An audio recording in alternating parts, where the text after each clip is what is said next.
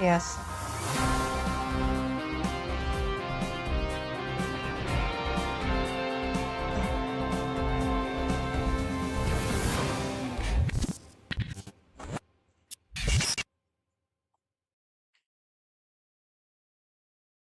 Welcome back to Roxim TV and thanks for joining me today. I'm your host, Jemmy. We've got a big developing story to break down right now, and is Iran. President Trump is claiming the killings and executions have stopped. If that's true, it could mean we are heading into a real de-escalation moment. But the key question is this actually calming down, or is it just a temporary pause before the next escalation? And of course, what does that mean for markets? Because whenever geopolitics cool off or heat up, Bitcoin reacts. But before we get into the headlines, you already know what we're going to do. We are going to start with Bitcoin technical analysis first. We will look at where price is holding, the key support and resistance levels, and what the charts are telling us right now. Then we'll come back to around story and connect the dots on what this could mean for Bitcoin going forward. So let's get into the chart right now. Let's start with the daily chart. So with the shorter time frame, and then we're going to start with the higher time frame, which is the weekly chart. So on the daily, as I mentioned, it does looks more like a ascending triangle. Though we are pulling back a little bit, some analysts out there is calling this as a bear flag. That means like whenever we get to the top of this like resistance, we get rejected. But like I think, like personally, I think the probability of a ascending triangle is a little bit higher compared to a bear flag. I'm gonna get to why. But let's start with where Bitcoin is going, because Bitcoin is sitting at 95K at the moment, being it pumped above, like almost touched 98K. So on some exchange it touched 98K, but right now we're tracing a little bit. So people are saying, okay, is this a final pull? I mean, a final correction before maybe a super cycle? Because some analysts say that it's a super cycle. I personally think that that is not likely. And for a ascending triangle, because like whenever we touch this critical level, so around 94K, we happen to get rejected until we have a full breakout point. So that breakout happened on 13th of January. So this happens to be a level that we are watching. So if the daily candle managed to stay above this and actually close above that, wicking is fine, but like we need a daily candle closing above 94K in order to validate that this is still ascending triangle. So the bullish trend still likely to continue.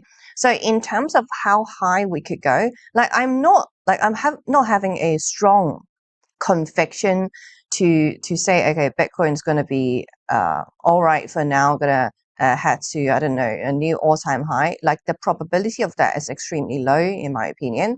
So how we could kind of measure and predict where Bitcoin could go in the shorter time frames and near time frame is that we take the width of the ascending triangle, so right here, and then we go to the breakout point. So the breakout point happened on 13th of January. So that would take us to around 105K, so 105K. This is a critical level. Like Bitcoin would very likely find resistance, but like we still have a criteria. So we need to, first of all, for an ascending triangle, we need to hold above this upward support, and also we need to close about 94K. So if we end up dipping below this level, this, I'm afraid to break it to you, like this pattern is no longer valid, and maybe we're just gonna go to a lower place. But like I think in the short time frame, so within January, I'm quite positive that we're gonna have some positive return. The reason why, let's actually go to the monthly return of Bitcoin. So if we go to October, November, December last year, we had 3 consecutive red months. So what history told us is that whenever we have 3 red months in a row, the fourth month likely to be a positive and green month, and that happens only like 6 times throughout the entire Bitcoin history. So this is just a reference we could look at. And going back to Bitcoin chart on the daily time frame, for the RSI, I'm seeing this rising support, and of course, like we are getting close to 70, and we had like basically a huge pump all the way almost 98k. So it's okay to have a little pullback as long as we stay above 94k, like actually closing above that. So let's see how this plays out, and actually hop onto the weekly candles as well. Like I'm going to explain why I think a ascending triangle, so a bullish January, at least like a green month is on the table, is likely. The reason why, let's actually pull up the Ichimoku cloud, which is a leading indicator that I love using very much, just to tell you where is the general trend heading to.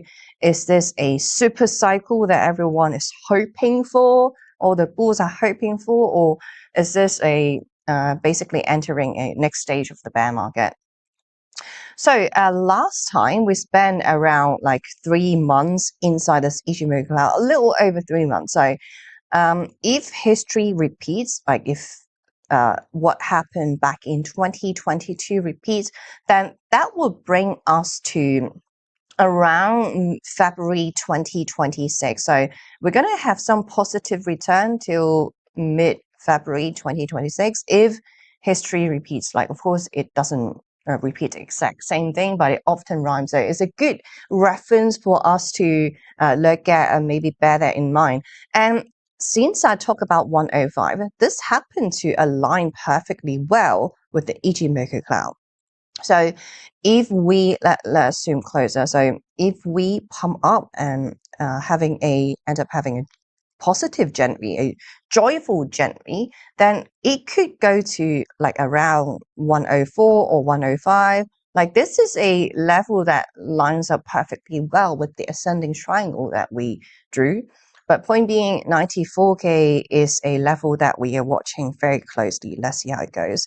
And just to justify the price movement over the past few days, if we go to the ETF inflow, we could see that it's basically chopping around, like starting from December. We have like actually 2nd of January. So like we have positive and negative, and basically just like consolidation, sideways action. Not gonna lie, this is very, very boring for Bitcoin's price, but like having volatility like this is actually really good for trading. Like maybe for a long-term investment kind of mindset, this is boring, but like having this bouncing around, especially inside this Ichimoku cloud, is they're really good trades. So if you know what you're doing. And the past few days, as you can see, starting from 12th of January until 16th, so today, 16th of January, like we are seeing some positive inflow. So this is also why Bitcoin has been going up, because like ETFs are majority being traded by professional investors, professional traders, or institutions. So that's when you can actually move Bitcoin's price. So that's why we're tracking that inflow very closely. And this is also one of the reasons why Bitcoin headed to higher places. And some of the bulls out there calling, okay, this might be, the bear market might be over. And this cycle is so different. But like until that is fully reflected on my chart, I'm sticking to what the charts have been telling me, and what the basically the data has been telling me. All right, so let's actually hop on to the news analysis for now, because there's a lot to go over. Donald Trump is now claiming the killings and executions in Iran have stopped, and he says that may have prevented the US from launching military action. But here's the problem. Right now, there's no solid independent proof that violence has truly ended. And with Iran under near total internet blackout, it's getting harder to confirm what's really happening on the ground. So there's a footage of Donald Trump saying that it's a 16 seconds footage saying that there's no plan for execution. It's from a very reliable source. That's what he claimed in this short clip. So we'll break down what Donald Trump, why he said what he said, and what it could mean next for Iran, for the US, and also for the global markets. So Donald Trump told reporters he was contacted by what he called very important sources on the other side. And based on that, he said the killings have stopped. He also claimed Iran canceled 800 planned executions, saying the US warning may have saved a lot of lives. The White House actually backed him up for what he said. Press secretary repeated the message, but she didn't give hard evidence or names or details of where this information is coming from. So yes, Donald Trump is presenting this as a win because that is his style. But the question is this actually real? Because like the social media and also different traditional media, the opinions are quite split. People are doubting this to be real, especially coming from Iran. First of all, Iran is still under extreme pressure. There are reports of mass arrest continuing, and right groups say the crackdown hasn't truly stopped. It may just be shifting into a quieter phase. Second, the internet situation makes everything harder. When the internet is cut, the truth becomes delayed or distorted and easier to hide. So even if the killings have slowed down, it doesn't automatically mean the regime has changed its mind. It could just mean they are buying more time or moving operations out of view. So for Iran side, here's what the foreign minister are saying. So they responded very publicly and say executions were out of the question. That lines up with Donald Trump's narrative. But there's a key thing here. That statement could be a real pause, or it could be a tactical move designed to stop the US from escalating. Because once Donald Trump starts publicly hinting at strikes, Iran's next move becomes survival politics. So, as for the death toll, is a disaster going on in Iran. Like, even if violence slows down today, the overall picture is very horrible. The death toll estimates vary widely, and that's because Iran's blackout makes it almost impossible to get clean numbers. Some verified trackers report numbers in the thousands. Other outlets and insiders claim the true toll could be much higher, possibly more than 12,000 people being killed in the protest. But one thing is clear, this has already become one of the bloodiest crackdowns Iran has seen in years, and the world is catching it like a power gag. So, does this mean the US won't intervene? Now that Donald Trump, again, the killing has stopped completely? Well, not necessary. This is the key point. Donald Trump didn't say the US is backing off permanently. He's basically signaling if the killing stops, maybe we're going to pause. But if it starts again, the option is still very much on the table. So think of it as a temporary freeze, not exactly peace from the US. So let's take a look at the poly market. So if we have poly market right here, looks like we haven't got it up, but like it's fine. So if we take a look at poly market and how likely US would strike Iran, well, looks like the probability is still quite low, though by 30th of June, there are 56% of people think, okay, this option is very much still on table.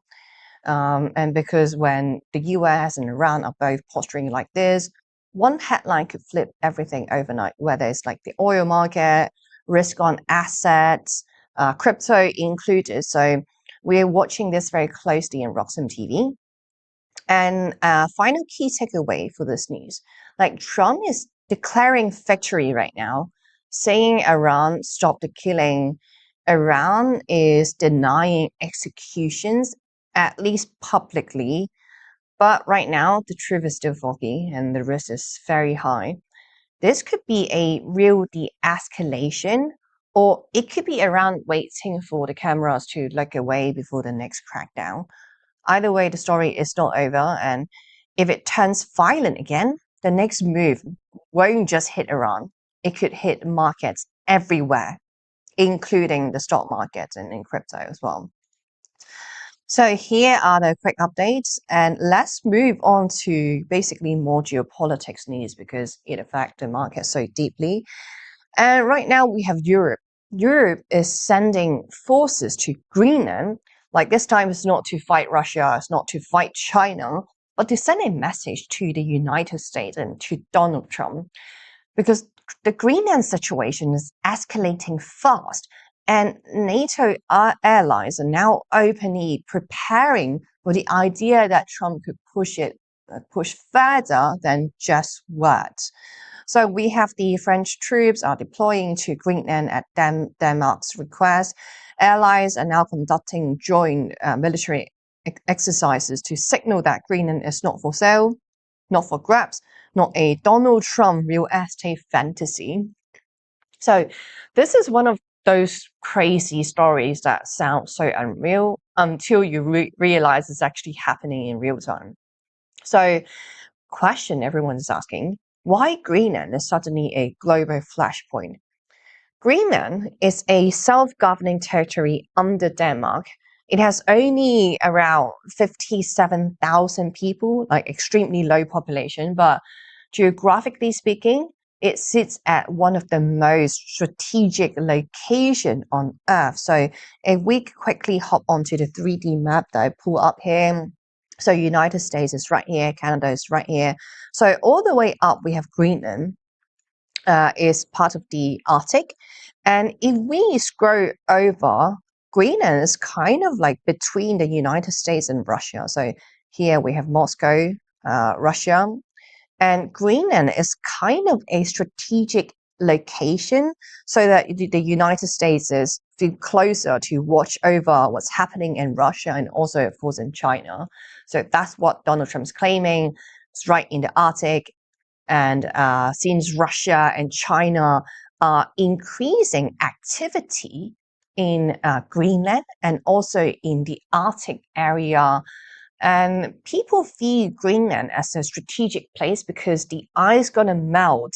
And once the ice are fully melted, well, the different nations believe that there are many resources underneath those ice. So Donald Trump has wanted Greenland since his first term.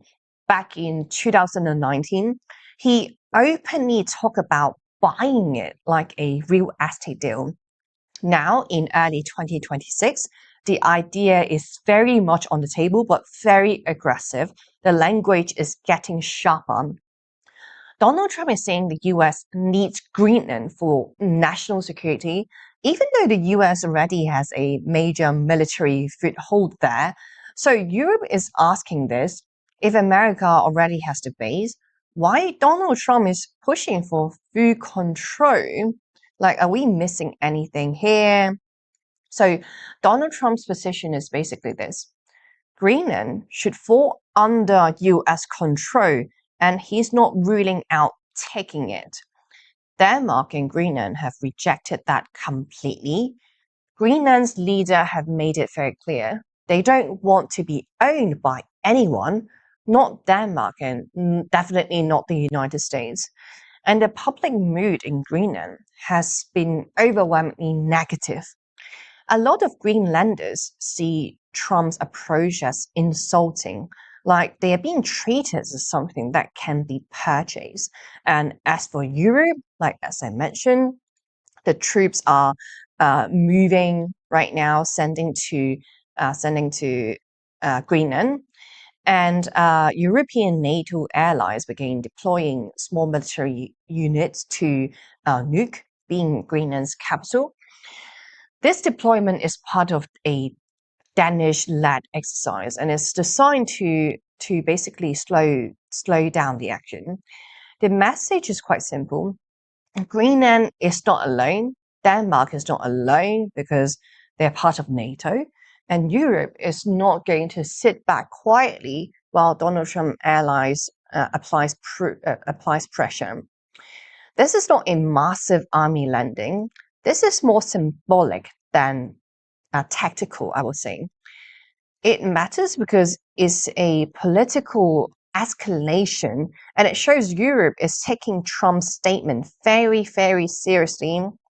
And the timing wise is quite interesting. If we go to the news, so Trump, Denmark have fundamentally disagreement over Greenland, but we'll keep talking, officials say. So what is this news about? Like, I'm glad you asked. So right after those deployments, there was a major closed-door meeting that happened in Washington, D.C.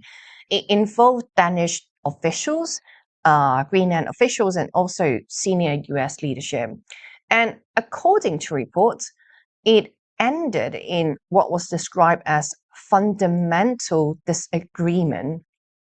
That's a diplomatic language for we are not on the same page at all.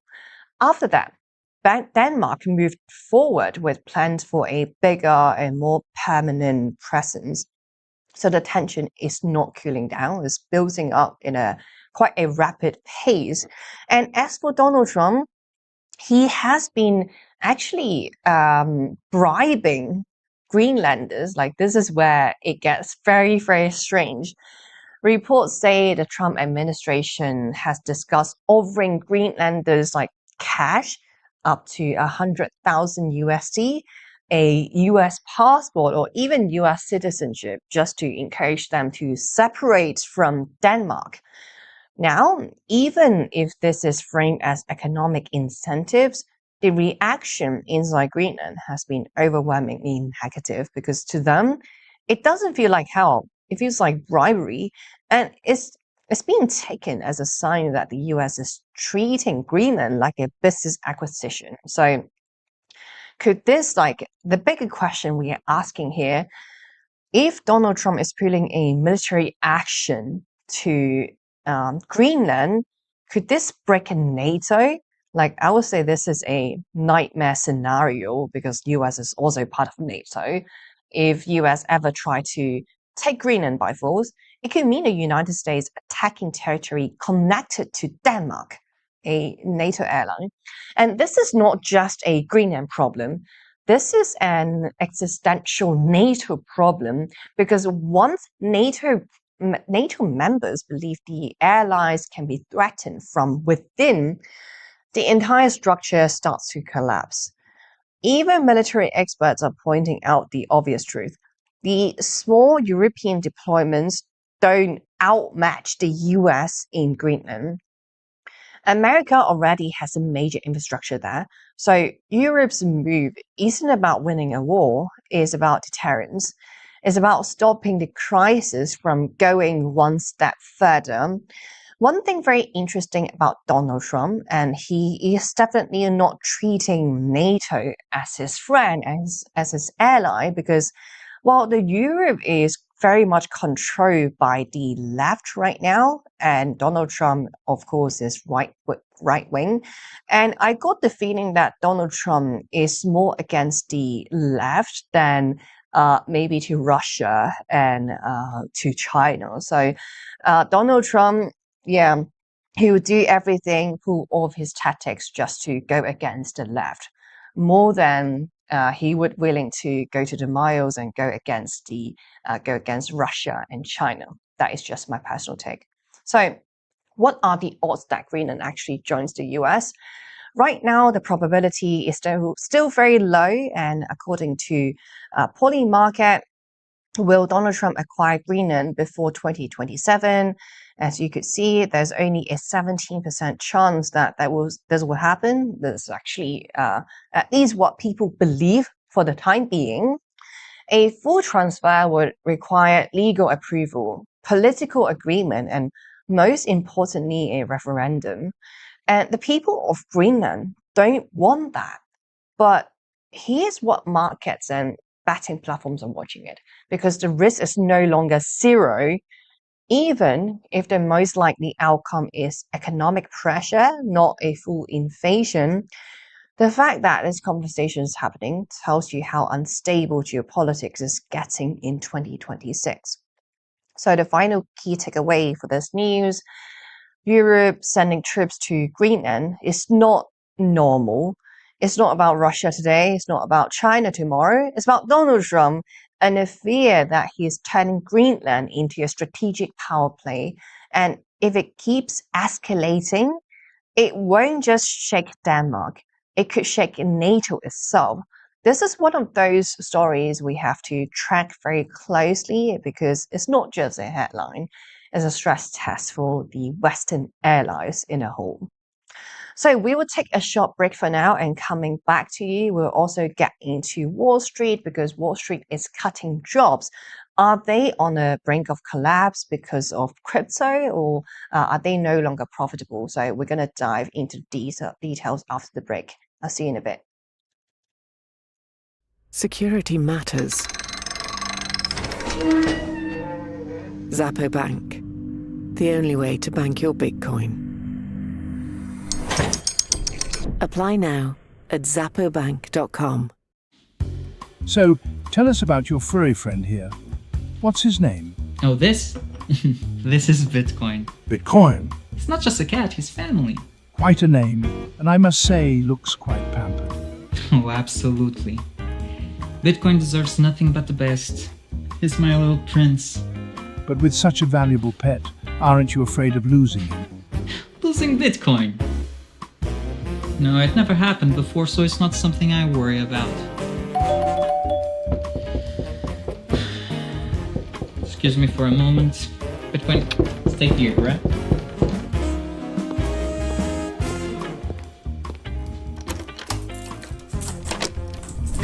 Bitcoin, no! Bitcoin! Come on, little buddy! Bitcoin! I need you! Don't go!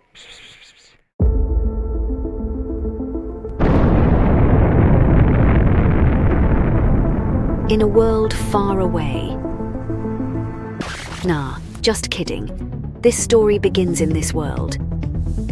It all started in 1460 in Antwerp, when the first commodities exchange was created, but the real transformation came in 1602, when the Amsterdam Stock Exchange was founded. Considered the oldest in the world, it was the first to trade financial assets. Over the years, Britain expanded its colonial and maritime influence, and the British pound sterling overtook the Dutch guilder in the market. Thus, the London Stock Exchange became the financial centre of the world. The 20th century came, and the world got into some trouble. But shortly after World War II, the Bretton Woods Agreement established the dollar as the world's primary reserve currency, and the centre of the planet moved to Wall Street. Today, we're travelling at the speed of light towards a new age, an era shaped by the consolidation of Bitcoin as the currency that will define the future of the markets. We present Roxum, a new Bitcoin-denominated market that allows trading all sorts of securities, commodities, derivatives, options, and anything you can imagine. Roxum, rock-solid markets. Some call me Chicken Little, others Bubble Boy. I'm a bit changed, but sounds familiar, right? Let me tell you a hard truth. The S&P isn't rising, the dollar's falling. That's the trick, monopoly money. It's ice melting by the second. Your savings, your salary, your time. Worth less every second. Everyone's using the wrong measuring stick. Switch the denominator. Price the S&P into Bitcoin. Hard, fixed, unprintable. Suddenly your unstoppable index, it's collapsing. And while you cling to dollars, well, Wall Street already switched. Before, you needed two brokers. Still getting my ninja bonus though, right? plenty of spreadsheets, and my quant... I hate this part. I was right, and I'll be right again. If I were you, I'd thank me. You know my name's Dave, right?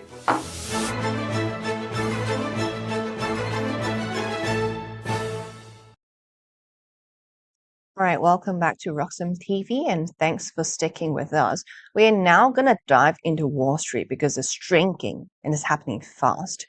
In 2025, America's biggest banks quietly eliminated over 10,000 jobs in a single year. And here's the part that surprised people. This wasn't because they were losing money. In many cases, these were banks are still very, very profitable. So the question is quite simple. If Wall Street is making money, why are they cutting people? So here's what happened, and here's the headlines. According to report from Bloomberg, the 6 biggest US banks, so JP Morgan, Bank of America, Citi, Wells Fargo, Goldman Sachs, Morgan Stanley, they cut a combined more than 10,000 jobs in 2025. That pushed the total headcount down to about 1 million employees by the end of year. And this is the biggest annual reduction since 2016, when banks cut around 22,000 jobs. This is not small. This is a clear shift in how Wall Street wants to operate going forward. So the next question a lot of people are asking, what types of jobs are being cut? These weren't the usual star bankers getting cut, of course. Most of the layoffs hit the roles that sit behind the scenes, like operations, middle office, back office, admin, routine data work, and compliance heavy process. So what does that mean in plain English? That means like a lot of these jobs were involved in repetitive work, processing documents or building the same reports over and over again. And the group getting hit hardest is, of course, the junior employees, entry-level roles or analysts, because Wall Street is starting to rethink how many young staff it really needs at the bottom of the pyramid. And this eventually leads us to the next question. Is AI the real reason here? AI is a big part of the story, but it's not the only part. Banks have started rolling out AI tools that can do hours of work in seconds. Things like summarizing research or drafting reports or pulling data and checking patterns or even generating internal notes. That's the kind of busy work that used to keep junior roles alive. So yes, AI is clearly replacing some of the workload, but to be fair, these jobs are happening also because of Wall Street overhired during the pandemic. During the boom years, and so we have a headline, Goldman Sachs, Morgan Stanley profits soar as Wall Street capitalized on 2025 deal boom. So they're making a lot of money. So during the boom years, banks hired like crazy. Markets were active, trading was strong, deal making was hot. Now things are back to the normal stage.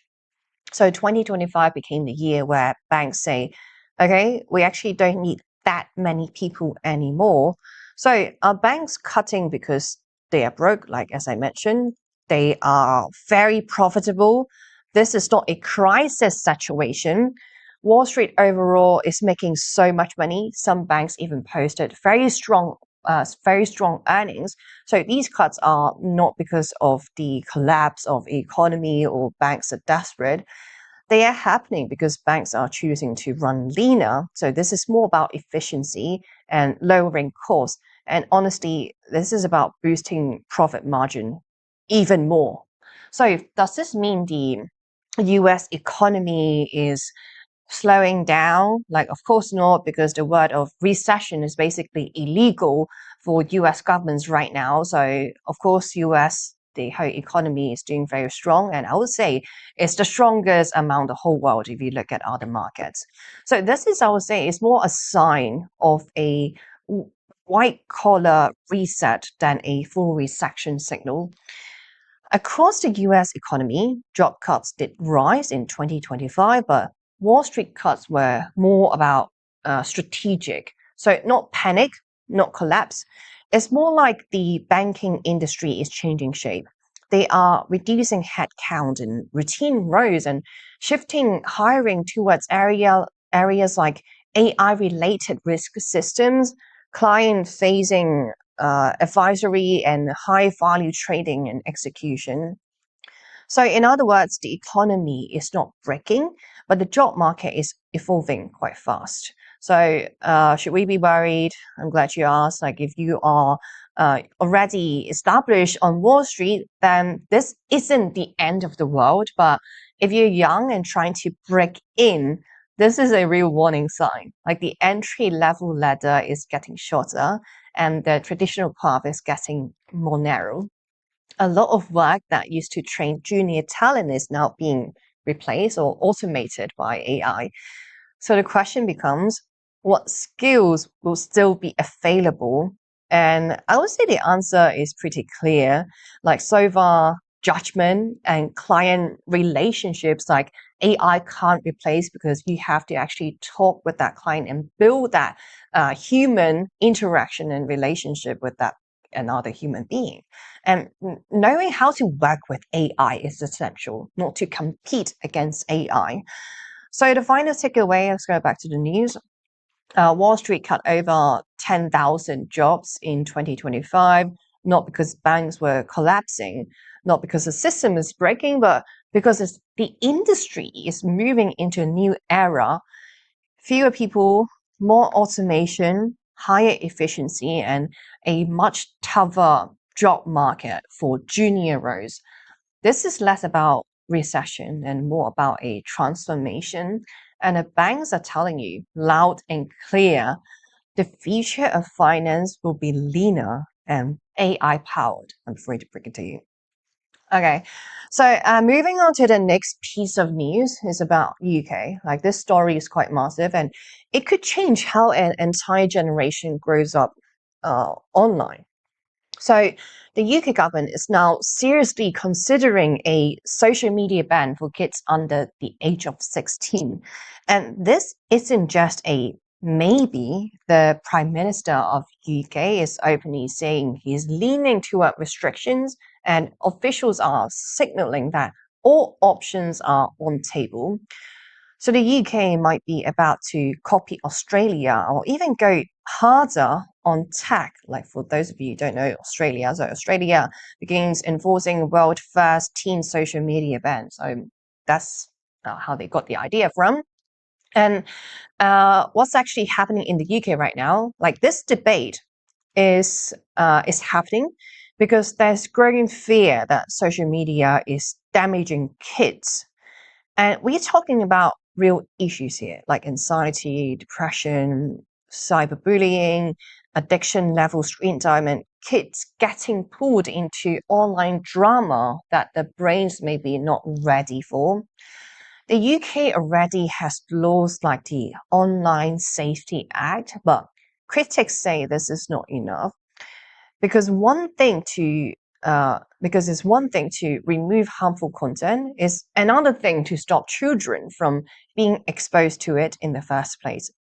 So, speaking of the where the idea the UK got it from, like, as I mentioned, very much inspired by Australia.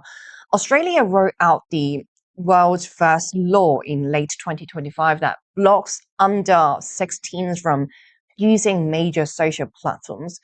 And the key part is this: the pressure isn't on parents, the pressure is on the platforms. If companies fail to enforce the laws, they could face massive fines. So now the UK is watching that experiment and asking, should we do the same as Australia? And what would the under 16 social media ban actually mean? Glad you asked again. This is not a ban on the internet. It's not a ban on phones. It's specifically aimed at social media apps where kids can post or comment, DM each other or scroll endlessly to bring rot some brain rot content and get exposed to content algorithms that are designed to keep them addicted. Platforms being discussed include TikTok, of course, Instagram, Snapchat, Facebook, and potentially social features on YouTube. And to enforce it, the UK would likely require real age checks. What that means is AI verification, ID verification, AI age estimation, biometric checks, or stronger parental control systems. So yes, it's quite controversial because now we're talking about privacy. And this is moving very fast in the UK, like both politics and public pressure is building up. Parents are pushing very hard for this. In the UK right now, public support is strong, especially among families with younger kids. And there's also political pressure coming from both sides. So Labour is debating it seriously, and the Conservatives are also pushing for it. So this is turning into one of the rare topics where both parties can agree, like something has to change when it comes to social media in the UK. There's also a growing movement in the UK around smartphone-free childhood. And the author of the anxious generation are being brought into government discussion. So what are the biggest problems with this plan? Of course, there are so much critics about, well, number one, enforcement is very hard. Kids are smart, like they will try to get away from it, or maybe use other issues to go around it. Number two is privacy concern. Age verification would mean giving platforms even more personal data. And number three, it could push kids into unregulated platforms, places with even worse content and no safety controls at all, for example, Pum.fun. So the question becomes, is a ban real solution, or does it create a new set of problems? So the final key takeaway, like this is one of the biggest social media debates the UK has had in years. If the UK goes through with a real under 16 restriction, it could be a major signal that the governments are no longer asking platforms to behave. They are starting to force them. And if the UK does it, don't be surprised if Europe follows next, because right now, the world is asking a very simple question. Is social media worth the cost for kids? All right, I'll leave that for you to decide and come up with the conclusion. But right now, we're going to move on to the last piece of news of today's live show. So this is a big one because Argentina just took a major step toward making Bitcoin usable in real life. One of the country's biggest crypto platforms, so Lemon, they have launched Argentina's first Bitcoin-backed Visa credit card. And the headline is quite simple. You can spend fiat without selling your Bitcoin. In a country where inflation has destroyed savings for years, this is exactly the kind of product people have been waiting for. If you didn't know about the inflation in Argentina, so here's a graph. So zooming out to the past 3 years, okay, even back in December 2022, it was something ridiculous. So 94.8% inflation. I have no idea how I could survive in a country like that. And if we take the peak happened in April 2024, and the inflation reached all the way up to 292%. Right now, it's down a lot, and talking to Argentinian people, looks like they're quite happy with the president. I mean, in general, of course. And right now, inflation is taming quite a lot compared to before, okay? So last data we got is December 2025. Right now, it's sitting at 31.5%. So like this graph is looking quite insane. And if we zoom out to 5 years, it was like back to where it were 5 years ago. So yeah, let's see how this plays out. But like anyways, like this is just some context if you guys didn't know about the situation in Argentina. Let's go back to the news about this, like Lemon launches Bitcoin backed credit card in cash holding Argentina.